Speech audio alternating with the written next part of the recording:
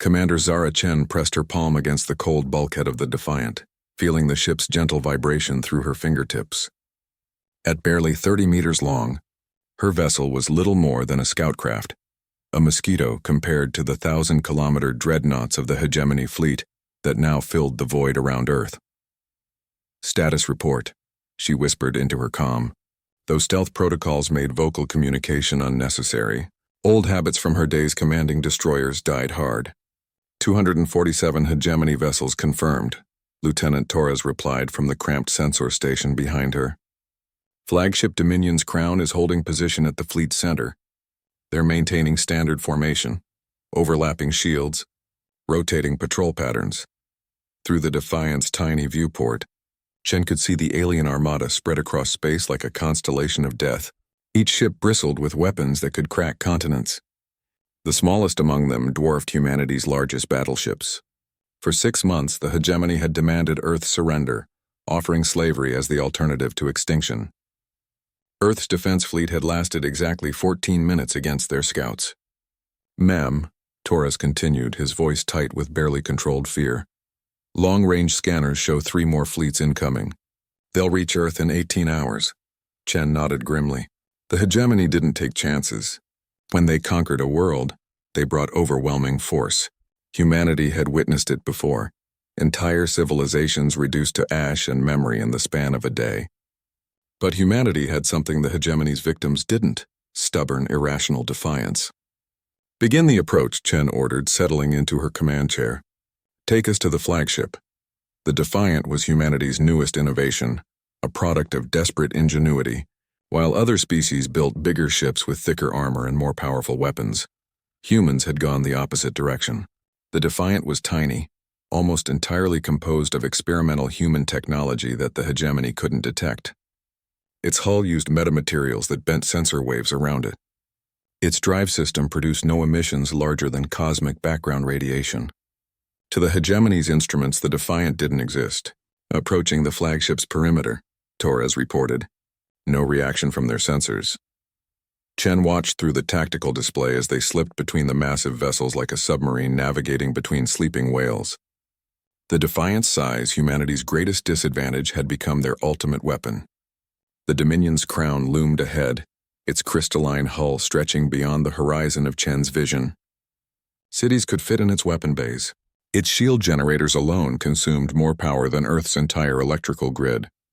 There, Chen pointed to a section of the flagship's hull where geometric patterns formed elaborate decorations. "The ceremonial docking port. Intelligence suggests it's the only section that can be opened from the outside, a cultural requirement for accepting surrenders." Torres guided their ship with surgical precision, matching the massive vessel's rotation and settling against its hull with barely a whisper of contact. The Defiant's magnetic clamps engaged silently. "Boarding tube deployed," Torres confirmed. Seal established. Chen stood, checking her equipment one final time. She carried no weapons, just a small device that looked like a child's toy, its surface covered in blinking lights and humanity's last hope encrypted in its quantum cores. The ceremonial airlock opened without resistance, just as intelligence had predicted.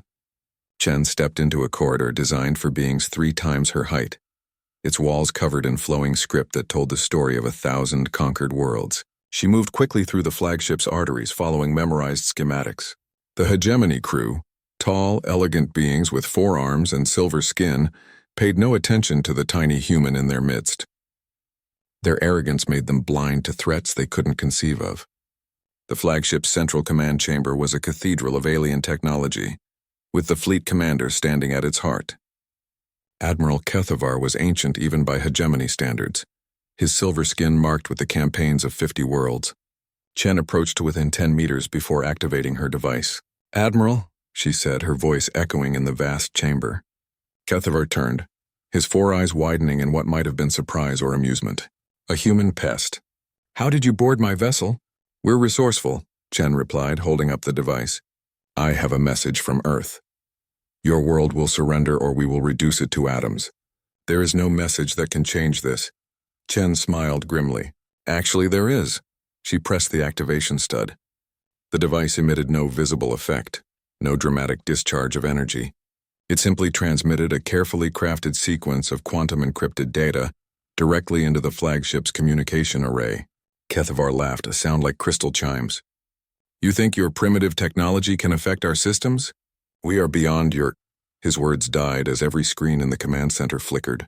Then, in perfect unison, every ship in the hegemony fleet began broadcasting the same message on all frequencies. This is Admiral Kethavar of the Hegemony Third Fleet. I hereby order all vessels to stand down and withdraw from Earth space immediately. The human species has demonstrated technological superiority through their unprecedented infiltration of our command systems. They are to be classified as a Level 9 civilization and offered full membership in the hegemony. The message repeated in 17 languages across every communication channel the fleet possessed. Impossible, Kethavar whispered. Our systems are quantum encrypted, multiply redundant. Your systems are designed to resist external attacks, Chen interrupted. But they assumed no one could get physically close enough to introduce a virus directly into your core networks. You never considered that someone might be crazy enough to sneak a single person onto your flagship. Around them, the command crew erupted into chaos as reports flooded in. Every ship in the fleet was broadcasting the surrender order.